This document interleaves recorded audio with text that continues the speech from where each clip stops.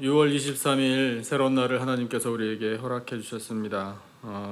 오늘 우리에게 주시는 말씀을 함께 보겠습니다. 구약성경 시편 150편 1절부터 6절까지의 말씀입니다. 시편 150편 1절부터 6절 전체 말씀, 구약성경 제가 가진 성경으로 910페이지에 있습니다. 온라인으로 예배 드리시는 우리 모든 성도님들 말씀 찾아주시고요. 본문 시편 150편 찾으신 줄 알고요. 제가 한 절 읽고 우리 성도님들 한 절 읽으시고 번갈아 가면서 읽겠습니다. 1절을 제가 먼저 읽겠습니다. 할렐루야. 그의 성소에서 하나님을 찬양하며 그의 권능의 궁창에서 그를 찬양할지어다. 그의 능하신 행동을 찬양하며 그의 지극히 위대하심을 따라 찬양할지어다. 나팔 소리로 찬양하며 비파와 수금으로 찬양할지어다. 소고치며 춤추어 찬양하며 현악과 퉁소로 찬양할지어다. 큰 소리 나는 제금으로 찬양하며 높은 소리 나는 제금으로 찬양할지어다. 호흡이 있는 자마다 여호와를 찬양할지어다. 할렐루야. 아멘.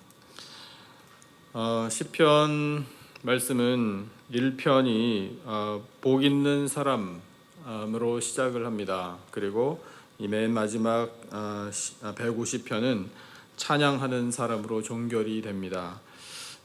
그렇다면 하나님께서 우리를 복 있는 사람 그리고 찬양하는 사람으로 삼아 주셨다.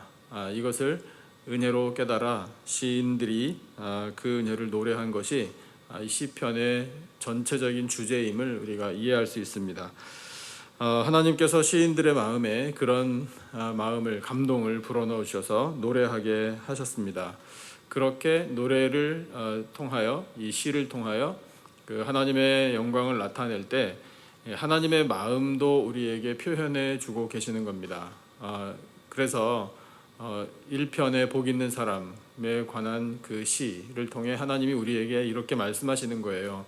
나는 너희들이 복 있는 사람이 되기를 원한다. 이렇게요. 그리고 오늘 이 맨 마지막 150편을 통해서 하나님이 우리에게 원하시는 것은 찬양하는 사람이 되기를 원한다 라는 이 하나님의 마음의 표현을 우리가 읽을 수 있습니다.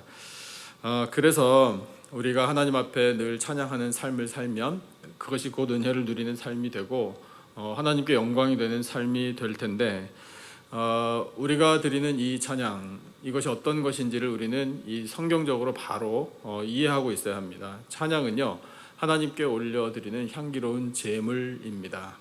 그래서 이 찬양을 하나님께서 기쁘게 들으시도록 우리가 정말 정성을 다해서 잘 드려야 돼요.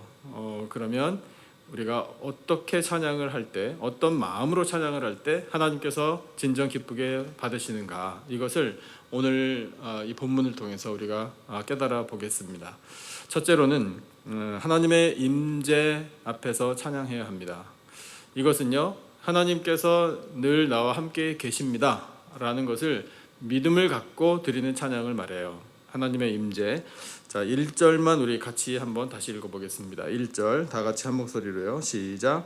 할렐루야. 그의 성소에서 하나님을 찬양하며 그의 권능의 궁창에서 그를 찬양할지어다. 아멘. 성소에서 찬양한다 그러고 또 궁창에서 하나님을 찬양한다고 노래하잖아요. 성소 쉽게 이해해 보겠습니다. 그러니까 구약시대 때 성전을 우리가 떠올릴 수 있어요. 땅에 있는 성전이죠. 그 다음에 궁창은 어디입니까? 하늘이잖아요. 그렇다면 하늘에서 땅에서 하나님을 찬양합니다. 이런 뜻이 되는 거예요.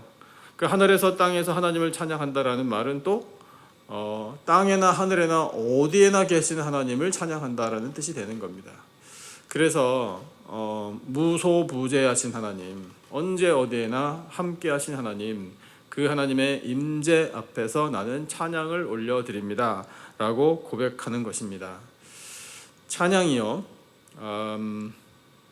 우리가 하도 노래를 좋아하는 민족이라 마음이 좀 이렇게 울적할 때, 또 뭐 슬플 때, 좀 다운될 때, 이럴 때 내 마음의 분위기를 이렇게 업 시켜주려고 그래서 그냥 불러 제끼는 노래, 찬양은 그런 거 아닙니다.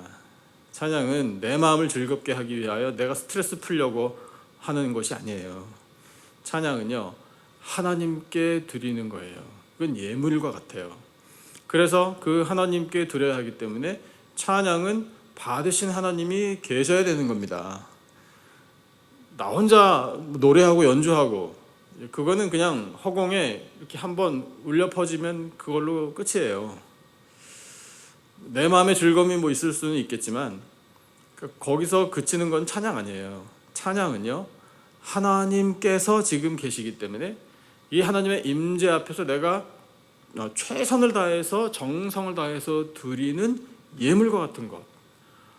그래서 그것을 기쁘게 받으시는 하나님과의 교제, 그것이 진정한 찬양입니다. 그래서 우리는 이 시인이 성소에서나 권능의 궁창에서나 땅에서나 하늘에서나 어디에서나 만날 수 있는 하나님, 어디에나 계신 하나님, 지금 나와 함께 계시는 임마누엘의 하나님, 그 하나님의 임재를 확신하며 그 믿음을 가지고 찬양을 드립니다 라고 고백하는 거예요. 이 고백이 우리 모두의 고백이 되기를 바랍니다. 그래서 우리도 나와 늘 함께 하신 하나님, 언제 어디에서나 나와 늘 동행하신 하나님, 그 하나님의 임재 앞에서 하나님을 기쁘시게 해드리는 찬양하는 삶을 살기를 축복합니다. 그렇게 찬양하는 삶을 살 때 우리들의 삶을 바라보신 하나님께서 기뻐하시고 풍성한 은혜 내려주실 줄로 믿습니다. 둘째로 찬양, 어떠한 찬양을 하나님께서 기쁘게 들으시나, 오늘 주신 본문을 보니까 하나님께서 하신 모든 일들을 찬양합니다. 하나님께서 하신 모든 일들을 찬양하는 거예요. 자, 2절을 같이 한번 읽어보겠습니다. 2절 다 같이 한 목소리로요. 시작. 그의 능하신 행동을 찬양하며 그의 지극히 위대하심을 따라 찬양할지어다. 아멘. 하나님께서 하신 행동을 능하신 행동이라고 표현하죠. 그 다음에 그 능하신 행동을 하신 하나님은 지극히 위대하십니다. 그러니까 찬양 받으셔야 합니다 라고 고백하고 있어요. 하나님께서 하신 능하신 행동들이 무엇이 있을까요? 이 시를 지은 사람이 구약시대 때 사람이니까 우리 구약시대 때 일어난 역사적 일들을 조금 생각해 볼까요? 하나님이 택하신 백성들에게 주신 구원의 모든 일들이 능하신 행동이라고 할 수 있습니다. 예를 들면 노아의 방주, 기적 중의 기적이죠. 출애굽과 홍해의 기적도 기적입니다. 광야에서 만나와 생수를 허락하신 것도 능하신 행동이고요. 요단강의 기적, 전쟁에서 승리하게 하신 수많은 기적들이 있습니다. 이 모든 것들이 다 능하신 하나님의 행동이에요. 하나님의 백성들을 보호하시고 그 백성들에게 베풀어 주신 은혜, 그리고 그 안에 들어있는 능하신 행동의 주된 목적은 바로 이 백성들의 구원, 여기에 있음을 생각할 때 이 하나님의 능하신 행동을 찬양할 수밖에 없다라는 사실입니다. 신약시대로 들어가면 가장 능하신 행동 중에 우리가 반드시 찬양해야 할 일이 뭐가 있겠습니까? 그건 바로 독생자 예수 그리스도를 보내주신 일입니다. 세상에 보내주셨을 뿐만 아니라 그렇게 세상에 오신 하나님의 아들 예수 그리스도께서 십자가에 달려 돌아가셨고 죽음 후에 부활하셨습니다. 이 일이야말로 능하신 행동 중에 최고 아니겠습니까? 그 일을 행하신 하나님은 지극히 위대하신 하나님이십니다. 왜냐하면 그 위대하시다라는 것은 크다라는 의미인데 그냥 클 뿐만 아니라 그 위대하신 하나님께서 우리를 사랑하시고 죄인들을 구원하시기 때문입니다. 예수 그리스도 독생자의 죽으심과 부활이 우리의 죄사함과 구원과 영생 아니겠습니까? 그래서 우리를 그렇게 구원하신 하나님의 능하신 행동을 생각할 때에 찬양하지 않을 수 없다라는 사실, 우리도 같은 마음으로 고백하게 되는 거죠. 성령을 보내주셨습니다. 권능을 덧입혀 주셨습니다. 그래서 우리로 하여금 예수님의 제자가 되게 하십니다. 제자들이 나아가 예수님께서 하셨던 모든 일들을 똑같이 하게 하십니다. 복음을 전하게 하시고요, 예수님의 이름을 전하게 하셔요. 그래서 그 복음을 듣는 사람들이 또한 구원 얻게 되는 놀라운 현장을, 그 기적적인 일들을 바라보게 하십니다. 이 모든 것이 하나님의 능하신 행동 아니고 무엇이겠습니까? 우리 각자의 삶을 한번 생각해 볼까요? 이렇게 성경에 나와 있는 정말 스케일이 큰 그런 일들이 아니더라도요, 우리 삶에 일어나는 크고 작은 모든 일들은 다 하나님께서 하신 일인 줄로 믿습니다. 기쁘고 즐거운 일들도 하나님께서 해 주셨고요, 때로 슬프고 괴로운 일들도 하나님께서는 베풀어 주십니다.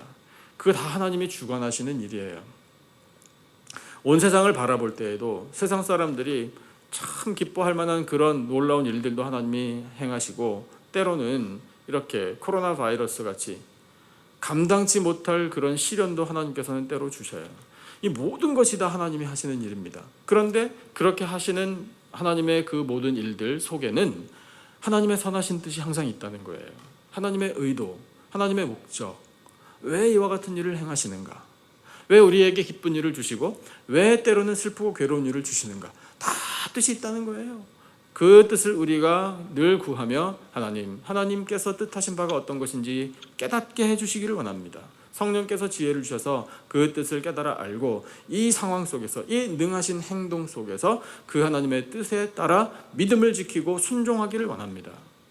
우리 그렇게 기도하며 찬양을 멈추지 않을 때 하나님께서 영광을 받아 주십니다.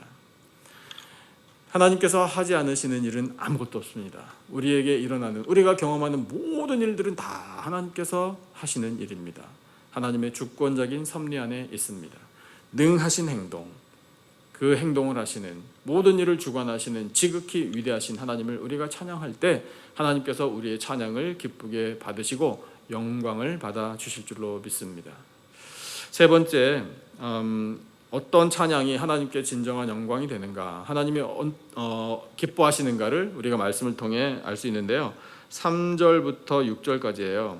3절부터 6절까지인데 그냥 눈으로 한번 보셔요. 3절, 4절, 5절에는 악기들이 쭉 나오잖아요. 악기를 한번 볼까요? 뭐가 있나? 나팔, 비파, 수금, 소고, 춤도 춘다 그러고요, 현악, 퉁소, 큰 소리 나는 제금, 높은 소리 나는 제금, 이런 악기들을 다 동원하라.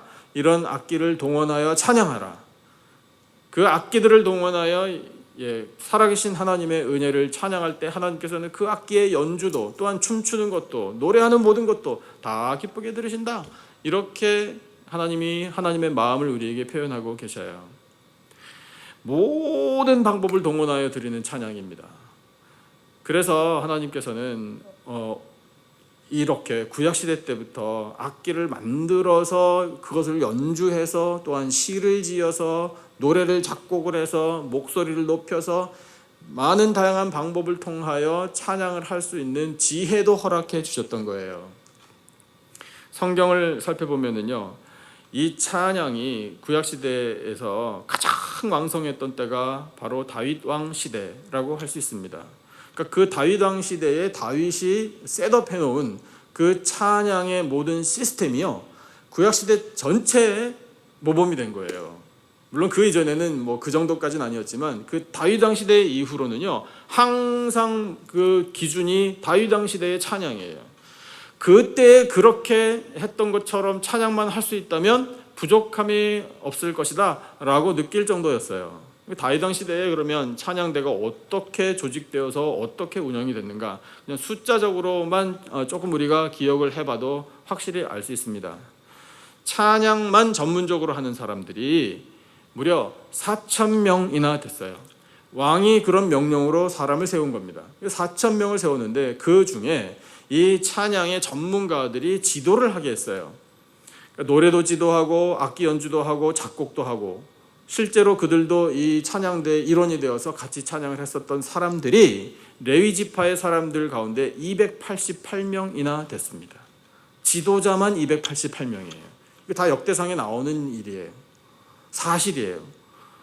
생각을 해보십시오.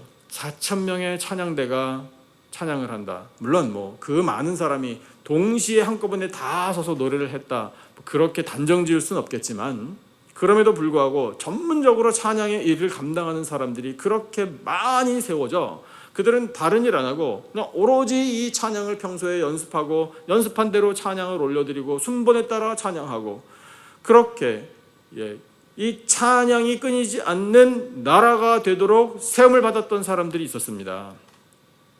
그 사람들이 갖은 악기를 다 동원해서 연주를 통해 찬양을 했고요, 춤도 추고요, 노래도 했던 거예요. 찬양 전문가들이에요. 그런 이 교회 역사가 오늘날까지 이어지고 있는 겁니다. 그래서 오늘날에도 다양한 악기들을 동원해서 다양한 방법으로 표현하고 하나님의 이름을 높여드리는 이 찬양이 계속되고 있는 거예요. 하나님께서는 우리가 그런 모든 방법을 동원하여 드리는 찬양을 기쁘게 보시고 들으시는 줄로 믿습니다.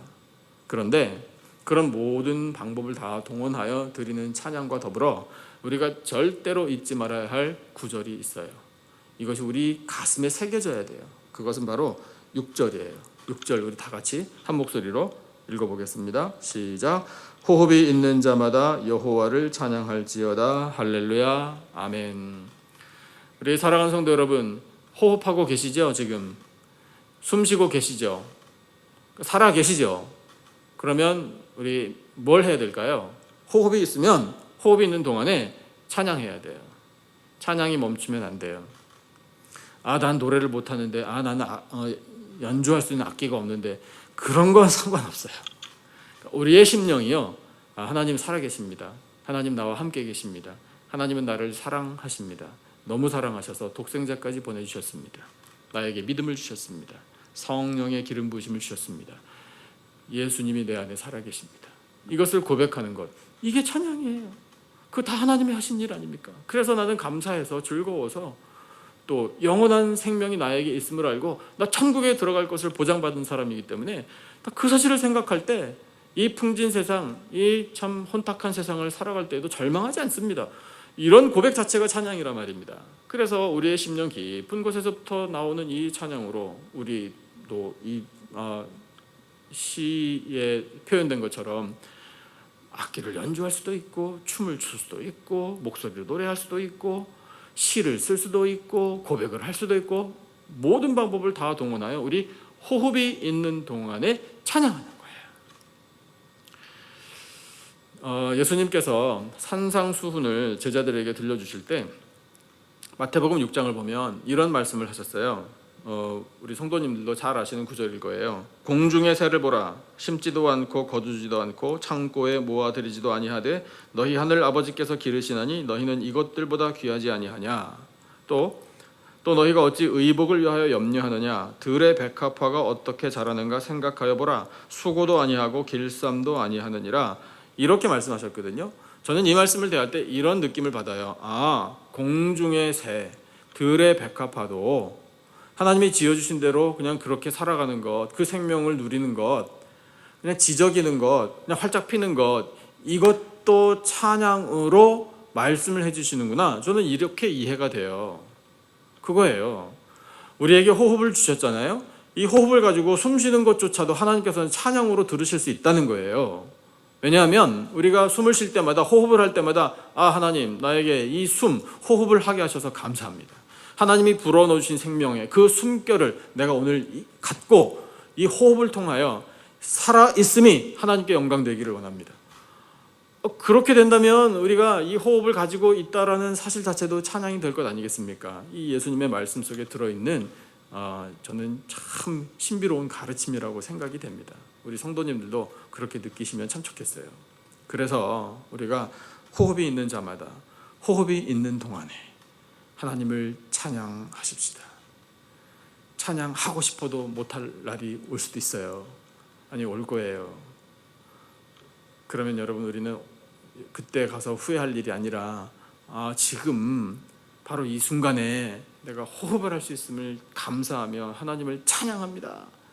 그렇게만 된다면요, 우리의 모든 방법을 동원하고 우리의 이 호흡을 통해서라도 드리는 이 찬양을 하나님께서 기쁘게 받으실 줄로 믿습니다.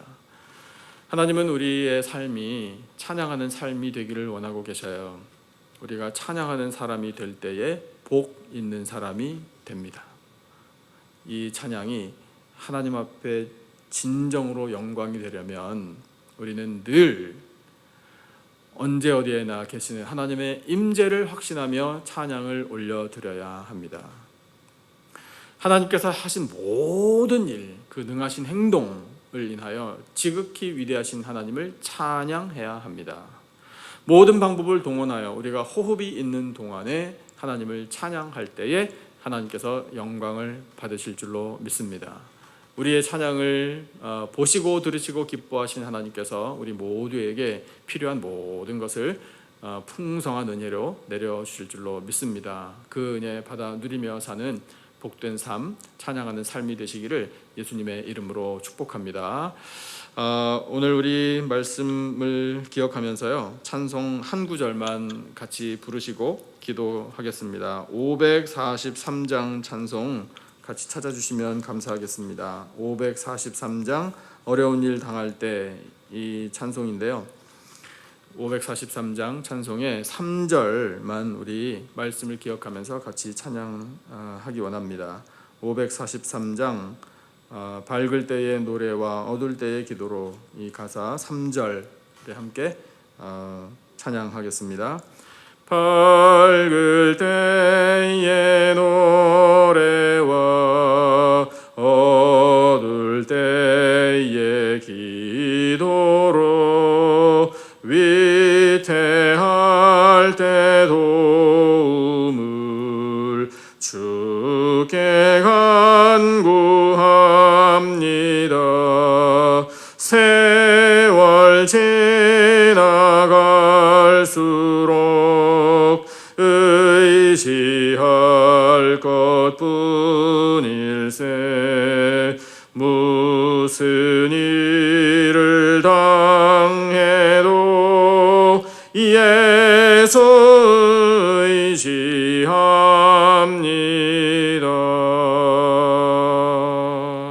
아멘. 기도하겠습니다. 하나님 아버지, 저희들은 항상 하나님의 임재 앞에서 찬양 드리기 원합니다. 하나님께서 베풀어 주신 모든 일들에 감사하며 찬양을 드립니다. 악기를 연주하고 목소리를 높여 춤추어 호흡이 있는 동안 항상 하나님을 찬양하오니 영광을 받아 주시옵소서. 독생자 예수 그리스도의 보혈로 값주고 사신 우리 남가지 기쁨의 교회에 거룩하고 아름다운 찬양이 항상 울려 퍼지기 원합니다. 아름다운 우리 교회의 성전에서 함께 모여 예배 드릴 때 건강과 질서를 허락하여 주시고 기쁨과 감사가 넘쳐나게 하여 주시옵소서. 성도들의 심령과 삶의 터전에도 찬양이 넘쳐나기를 원합니다.